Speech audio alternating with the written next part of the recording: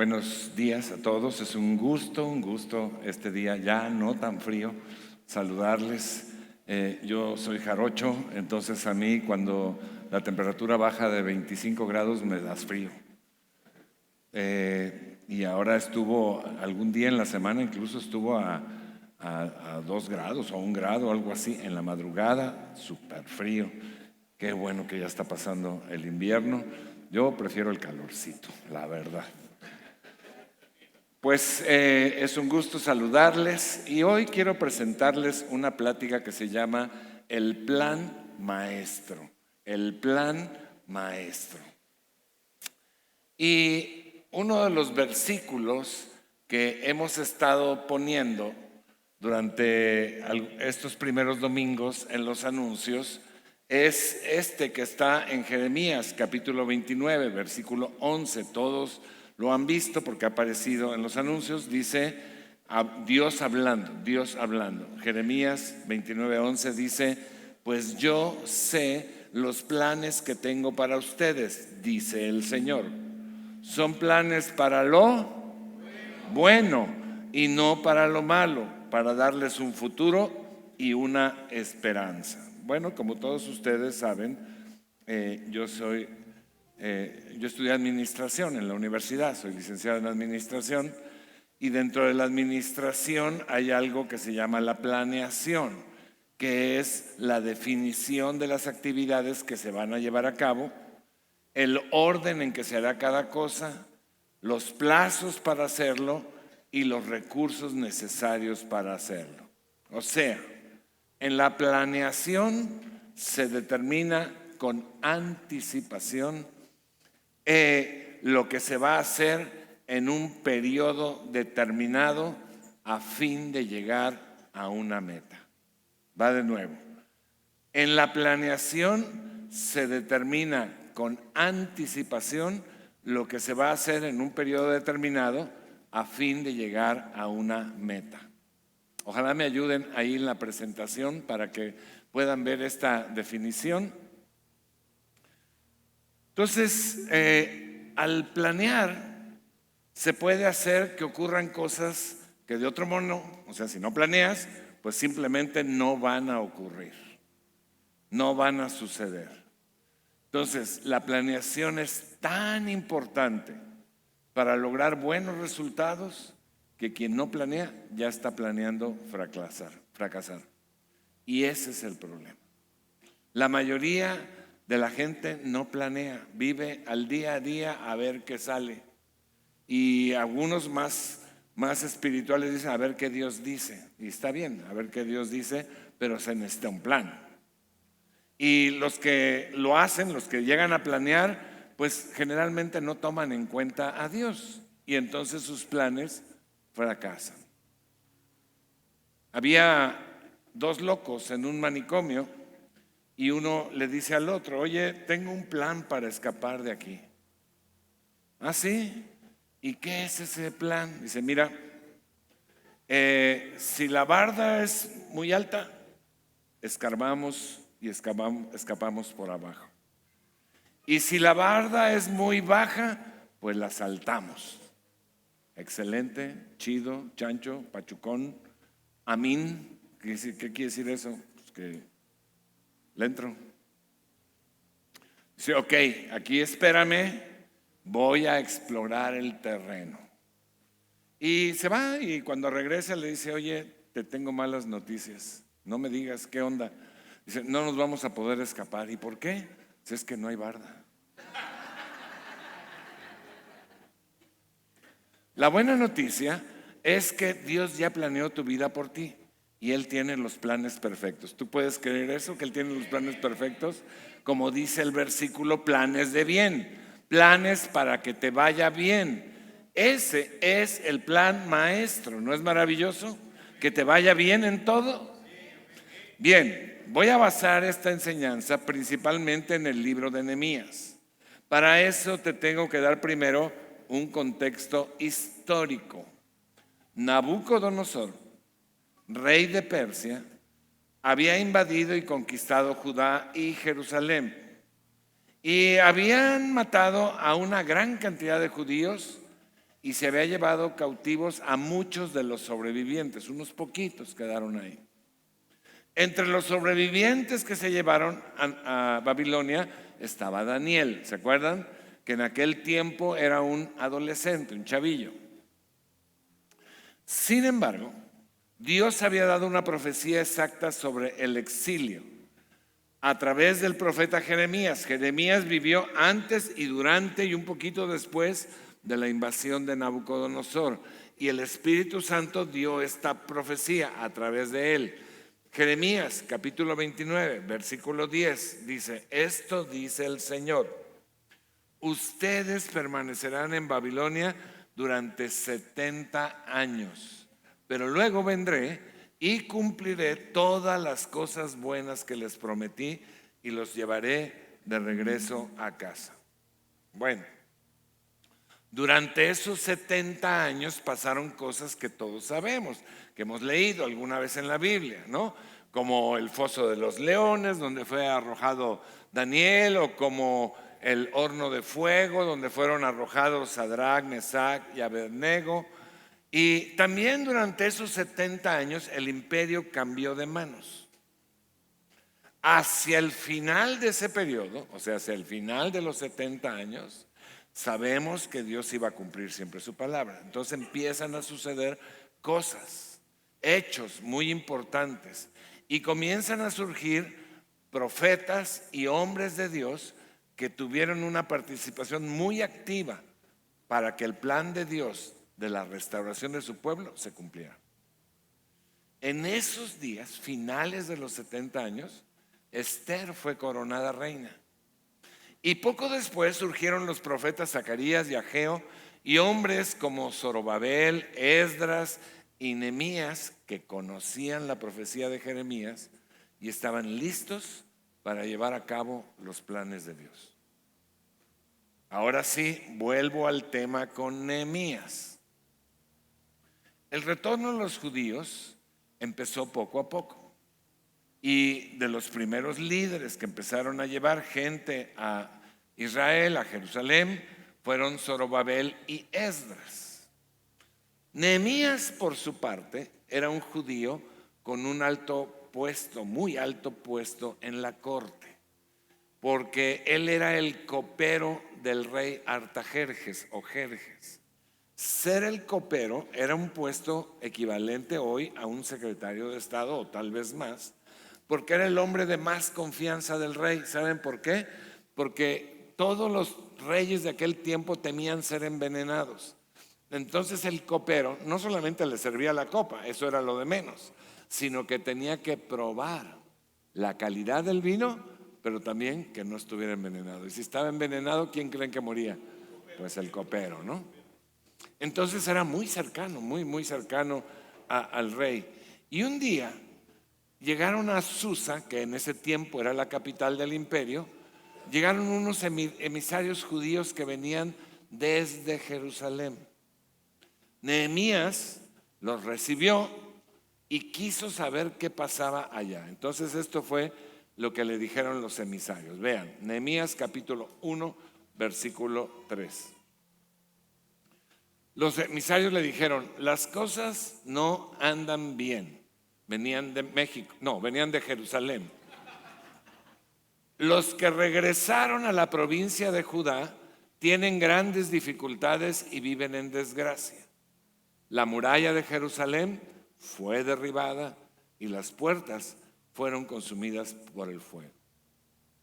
Entonces Nehemías se sentó a llorar, muy triste por lo que estaba sucediendo, y se puso en ayuno y oración por varias semanas.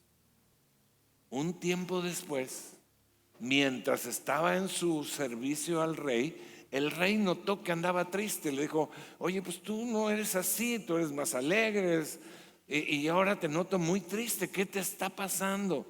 Y entonces Nehemías le platicó y le dice: mira, la situación en Jerusalén está así, y pues, ¿qué puedo hacer yo? Dijo el rey. Le dijo: dame permiso de ir, dame permiso de ir, y dame cartas para los gobernadores para poder transitar en paz, poder transitar primero y luego transitar en paz por todo el territorio del imperio.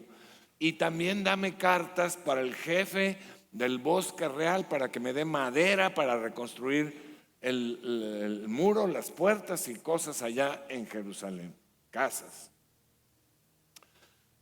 Era una petición muy grande, era una petición muy atrevida para alguien que, pues, para empezar, ni siquiera pues era extranjero, era un judío, ¿no?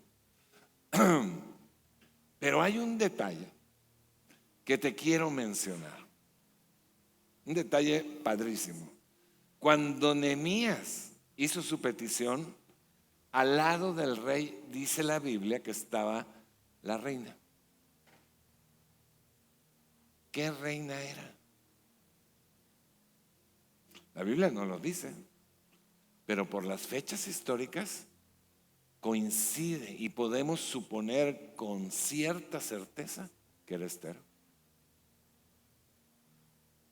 No lo estoy diciendo como nueva doctrina, ni estoy diciendo que así sea. Suponemos, pero es muy posible. Y Esther era otra judía quien seguramente intercedió por la petición de Nehemías. Estés donde estés, amigo, viejito, compadre, Dios siempre te va a dar la oportunidad de hacer algo por su reino. Y entonces sucedió el milagro. Nehemías capítulo 2 versículo 8 dice la palabra: entonces el rey me concedió estas peticiones. ¿Por qué? Porque Nehemías era muy guapo, muy inteligente, muy sabio, muy insistente. No, se lo concedió porque la mano de Dios estaba sobre él. El libro de Nehemías habla de la reconstrucción de Jerusalén, de las murallas, y nosotros vamos a usarlo para ver la aplicación práctica en nuestras vidas. ¿Te interesa? Bueno, a 4 les interesa. ¿Ya subió a 5? ¿Ya bajó a 3? ¿Ya bajó a 1?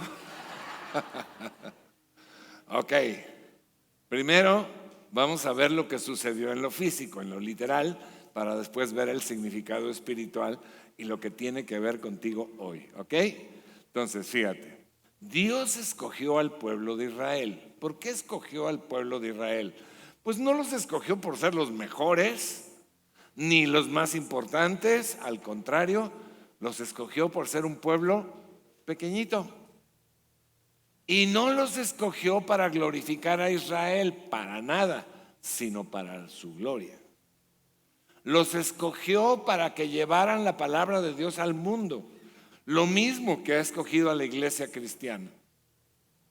Nosotros hoy no estamos en lugar de Israel, sino que fuimos injertados en Israel, en el pueblo de Dios. Y la estrategia del diablo ha sido siempre promover el odio hacia Israel y ahora también hacia los cristianos. Tú ves los noticieros y no puedes dar crédito de todo lo que pasó en ese ataque de los terroristas y cómo el pueblo de Israel se defendió y atacó y el culpable es Israel. Las noticias que salen, siempre sale, invariablemente sale el palestino con un niño ahí llorando y es la víctima. ¿Y los niños judíos?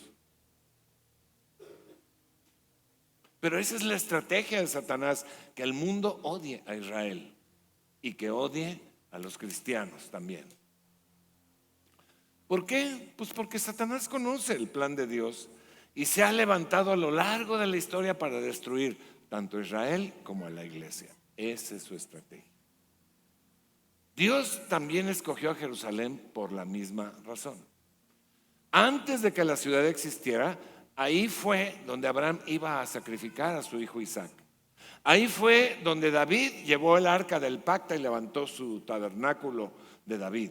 Ahí fue donde Salomón construyó el templo, figura de la presencia de Dios. Ahí fue donde murió y resucitó Jesús. Y ahí es exactamente donde volverá y establecerá su reino de 1000 años. Jerusalén. Yo tengo una teoría personal, no es doctrina, es una teoría personal. Yo pienso que el Señor tuvo dudas cuando escogió una ciudad. Y me imagino que dijo, Jerusalén, Israel o Poza Rica, Veracruz. Lo estuvo sopesando, lo estuvo pensando. En años humanos yo creo que se tardó unos 25 millones de años en tomar la decisión. Y decía, no, pues es que Poza Rica, pues es Poza Rica. Y finalmente se decidió por Jerusalén. ¿Sabes por qué? Porque era más fea y más insignificante. Esa es mi teoría, ¿ok? El punto es que tanto Israel como Jerusalén son parte esencial de los planes eternos de Dios, tanto física como espiritualmente, porque Él quiere establecer, pero también Él quiere a través de la historia establecer y restablecer su reino, pase lo que pase, ¿no?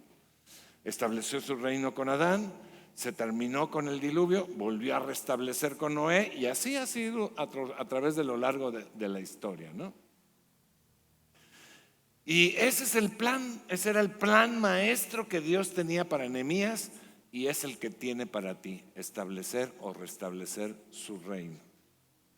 Nehemías había nacido en la fecha y lugar precisos, y había ocupado el trabajo adecuado dentro del plan de Dios para su vida. Cuando se enteró de la situación en Jerusalén y oró, entonces el Espíritu Santo le reveló la siguiente parte del plan: debía reconstruir las murallas de Jerusalén. Nehemías 2:12 dice que Dios puso esa parte en su corazón. Le reveló el Espíritu Santo, le habló y le dijo, ahora sigue reconstruir las murallas. Y entonces Nehemías obedeció, puso manos a la obra y con el favor de Dios obtuvo los recursos necesarios. La Biblia dice, Santiago 1:22, pero no solo escuchen la palabra, qué padre que Dios te hable, pero hay una segunda parte. No solo escuchen la palabra de Dios, tienen que ponerla en práctica. De lo contrario, nada más te engañas a ti mismo. Déjame decirte algo. A lo mejor tú estás celoso de mí porque no naciste en Poza Rica. A lo mejor estás celoso de mí porque no eres tan guapo. A lo mejor estás celoso de mí porque no le vas a las Chivas. No sé. Pero te voy a decir un secretito. Tú naciste en la fecha y en el lugar precisos para el plan maestro de Dios para tu vida. Solo tienes que saberlo, el plan, y ponerlo en práctica. Y si decides seguir el plan maestro de Dios para tu vida, te voy a decir 3 cosas que van a pasar seguro. 3 cosas. ¿Quieres oírla? Primera cosa que va a pasar si tú decides seguir el plan maestro de Dios para tu vida: vas a tener enemigos que se van a oponer al plan. Desde que Nehemías llegó a Jerusalén, estuvieron personas que trataron de detener el plan. Dice Nehemías capítulo 2, versículo 19. Cuando Sanbalat, Tobías y Gesem el árabe se enteraron de nuestro plan, se burlaron con desprecio. Ahora, si tú sigues leyendo el libro de Nehemías, no solamente se burlaron, la burla va dirigida directamente a dañar emocionalmente a Nehemías, sino que también trabajaron activamente para impedir la reconstrucción de los muros, o sea, el plan maestro de Dios para la vida de Nehemías. Se confabularon para armar un grupo que iba a atacar militarmente con armas a los constructores. Le tendieron trampas a Nehemías para matarlo. Le mandaron amenazas, mensajes intimidatorios e hicieron todo por detenerlo. Nehemías 4:11 dice: nuestros enemigos decían, antes de que se den cuenta de lo que está pasando, caeremos encima de ellos, los mataremos y detendremos el trabajo. Ahora, todos sabemos que los enemigos son Satanás y sus huestes. Es un asunto espiritual.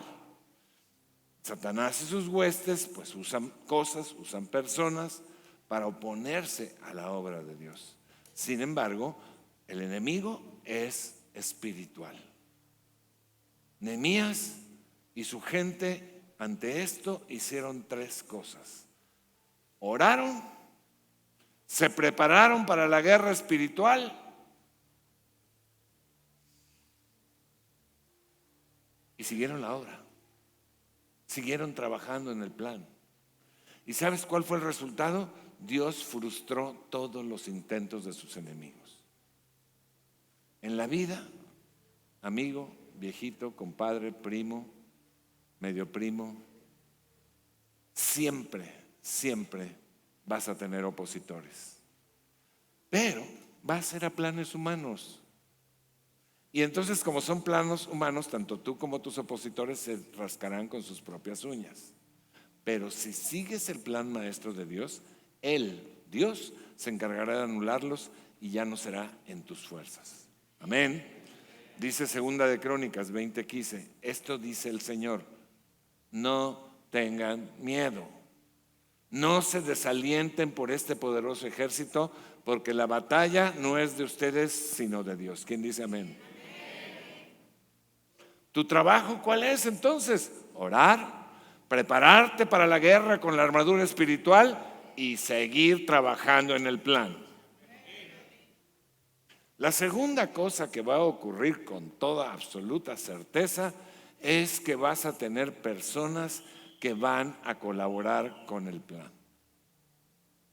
Nehemías, cuando llegó, inspeccionó todo, no dijo nada, se fue a inspeccionar todo, pero después juntó a los líderes judíos y les comunicó el plan. Ve, Nehemías capítulo 2, versículo 17.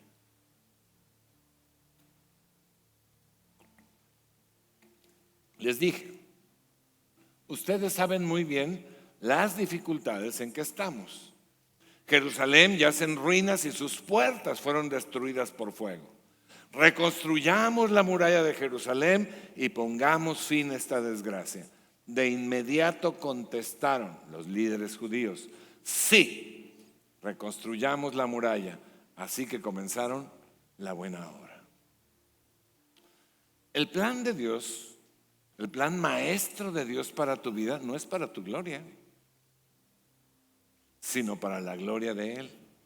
Sin embargo, seguir el plan va a lograr 2 efectos. Va a bendecir tu vida para que te vaya bien y va a lograr que otros vean el propósito de Dios y lo sigan. El plan maestro de Dios para Nehemías, al reconstruir las murallas de Jerusalén, tenía como propósito preparar el lugar para que el pueblo de Israel regresara a su tierra según la promesa de Dios. Dios nuevamente estableciendo, reconstruyendo su reino. Cuando la gente lo supo, se sumó con entusiasmo, y lo mismo va a suceder contigo. Va a haber personas que escuchen al Señor, que sepan que tú tienes un plan maestro de parte de Dios para tu vida, y estas personas van a escuchar eso de parte de Dios y se van a sumar con lealtad y con un corazón dispuesto para cumplir el propósito de Dios para tu tiempo y para tu ciudad. Recuerda que la iglesia es un cuerpo con diferentes miembros, donde cada uno tiene una función determinada, pero complementaria con las demás, y todas se ayudan mutuamente. Dice Efesios 4:16, y por Cristo el cuerpo entero se ajusta y se liga bien mediante la unión entre sí de todas sus partes. ¿Para qué? Tú eres una parte de esta iglesia, tú eres una parte del cuerpo de Cristo. Dios tiene un plan maestro para tu vida. No sé qué será, si seas mano, pie, ojo, oreja, no sé. Pero dice aquí, cuando cada parte funciona bien, Entonces, extiende tu mano así, así por favor, todo. Ahora hazle así. Di, ¿oíste?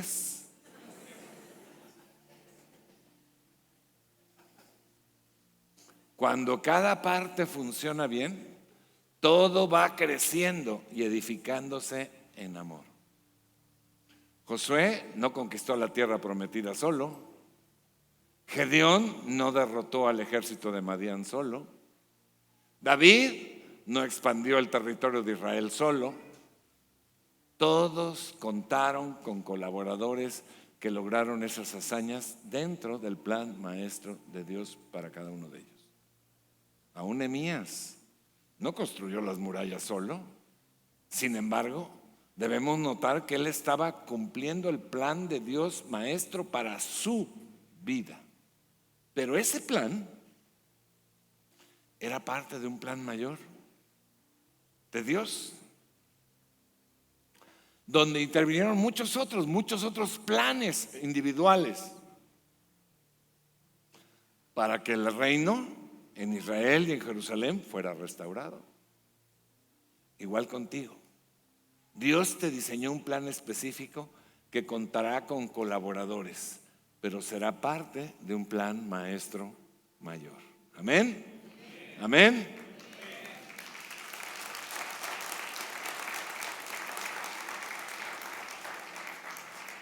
Tercera y última cosa que va a suceder si tú decides seguir el plan maestro de Dios para tu vida.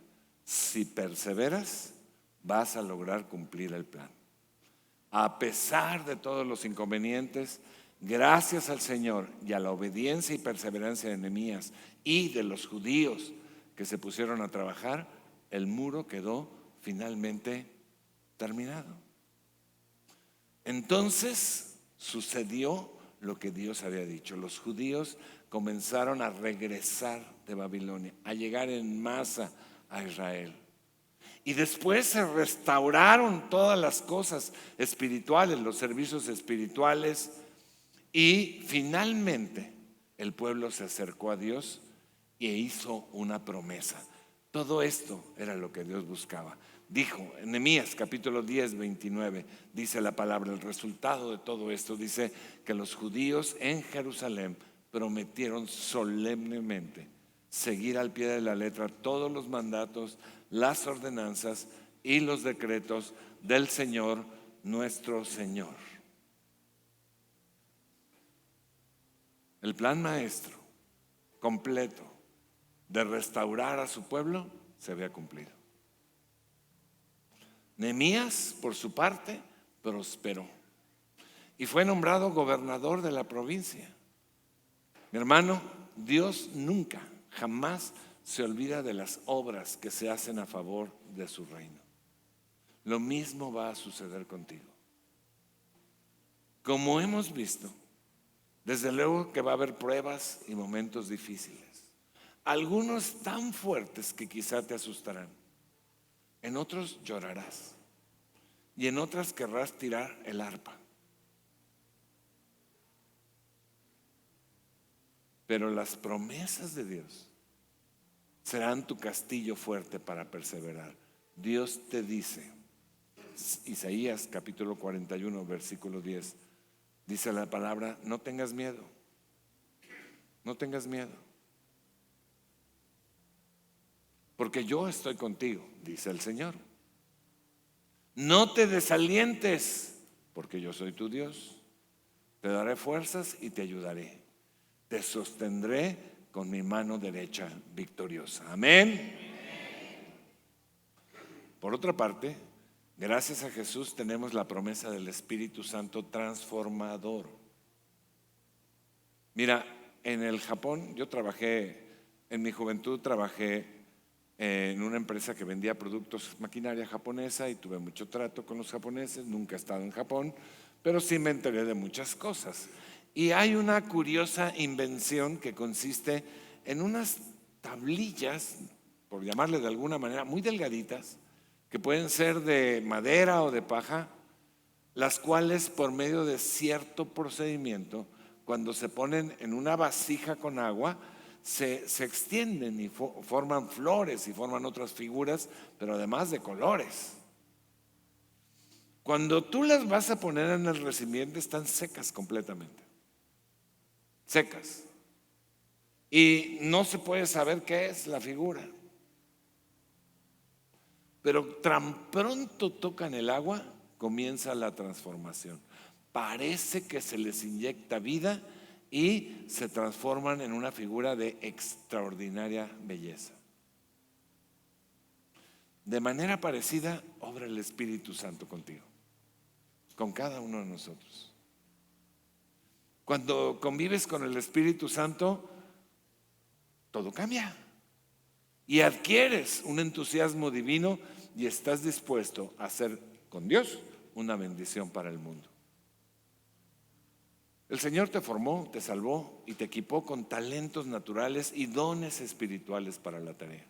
Además, va a aprovechar las destrezas que hayas adquirido en la vida. El Espíritu Santo está listo para impartirte poder, sabiduría y dirección. El plan maestro de Dios para tu vida está listo desde antes que nacieras. Es tiempo de poner manos a la obra. Jesús, nuestro Señor y Salvador, fue el ejemplo, porque la verdad es que la mayor parte del mundo llega, nace y vive para su propia voluntad, para su propio propósito. Pero no fue eso por lo que nacimos. Jesús, en nuestro ejemplo, dijo, Juan capítulo 6, versículo 38, porque yo no he bajado del cielo para hacer mi propia voluntad, sino para hacer la voluntad de mi Padre que me ha enviado. Tú y yo, mi hermano, tú y yo hemos sido también enviados para hacer la voluntad del Padre Celestial. Es maravilloso saber que para Dios no eres uno más del montón, uno único y especial. Él se fijó en ti y estableció un plan perfecto y singular, único, a tu medida. También es maravilloso saber que tus recompensas serán múltiples. Por un lado, tendrás la enorme satisfacción de haber hecho realidad el plan maestro de Dios para tu vida. Por otro, el Señor te bendecirá en esta vida terrenal. Y finalmente, lo más importante, tus recompensas eternas, las que valen la pena, serán multiplicadas y te estarán esperando en el cielo. Amén. ¿A alguien se le antoja cumplir el plan maestro de Dios para su vida? Quiero hacer dos invitaciones.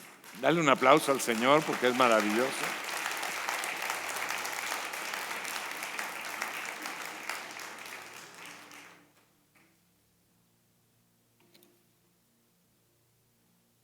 Quiero hacer dos invitaciones si tú estás aquí por primera, segunda vez. Quiero decirte que este plan de Dios perfecto para tu vida se da en el momento en que tú conoces a Jesús como tu Señor y Salvador, porque pasas a ser parte de la familia de Dios, hijo de Dios, y entonces Dios está contigo y se aplica. Pero lo más importante de que tú recibas a Jesús como tu Señor y Salvador es que evitarás el castigo eterno. No hay más que dos opciones: estar en la presencia de Dios en la eternidad o en el sufrimiento eterno. No hay más opciones. Si alguien te dice que hay un lugar intermedio o que eso es mentira, no está en la Biblia. Y la manera de salvarnos, por eso dicen que la salvación viene de Jesús. ¿Qué salvación? Pues la salvación del castigo eterno. ¿Cómo la recibo? Creyendo en Jesús con tu corazón, creyendo que Él murió para que tú pudieras ser perdonado. Y cuando tú crees, es gratis. La salvación es gratis, Él ya pagó el precio. Si tú quieres hacer esta declaración de reconocer a Jesús, yo te voy a pedir que cierres un momento tus ojos y con tu boca hablado, y si la iglesia me acompaña, declarar esto: Señor Jesús, yo sé que tú eres Dios y hoy te reconozco como mi Salvador. Perdóname y dame vida eterna. Amén ¿Así de fácil? Pues sí. El precio fue pagado en la cruz. Nosotros lo único que tenemos que hacer es creer y declarar. Creer y declarar. Si tú hiciste esta declaración o si vienes por primera vez, tenemos allá un cuartito, una sección que dice bienvenida ahí, y te invitamos a que pases unos minutitos para saludarte, conocerte y darte un regalito. Así que ahí te esperamos, no te vas a tardar mucho. Queremos conocerte, saludarte y darte ese regalo, darte una pequeñísima, brevísima información del sello. La siguiente invitación es si esta palabra fue para ti, si el Espíritu Santo te habló, yo quisiera que te pusieras en pie y empezaras a decirles: Espíritu Santo, yo sé que esta palabra es para mí, que tienes un plan maestro para mí específicamente. Y a partir de hoy quiero escucharlo de ti directamente. Escucharlo de ti. Escucharlo. Levanta tus manos, dile: Espíritu Santo, ven sobre mí ahora, Señor. Lléname de tu presencia. Háblame, Señor, a través de la boca de un profeta, de un pastor, a través de tu palabra escrita, a través de un canto, a través de una prédica. Háblame, Señor. Revélame cuál es el plan maestro específico para mi vida. Tú me pusiste en este lugar para ser parte de una obra, Señor. ¿Cuál es mi rol? ¿Cuál es mi función? Sé que voy a tener gente que se oponga. Sé que voy a tener colaboradores. Y también sé, Señor, que si persevero voy a terminar la obra y tú vas a traer recompensas sobre mi vida. Sé que la vida no vale la pena vivirla si no es para ti. Sé que tienes un llamado especial. Espíritu Santo, si aún no lo sé, revela los dones y los talentos que has puesto en mí. Hazme pensar, relacionar mis talentos naturales, mis dones espirituales, lo que he aprendido en la vida, las destrezas que he aprendido, para poder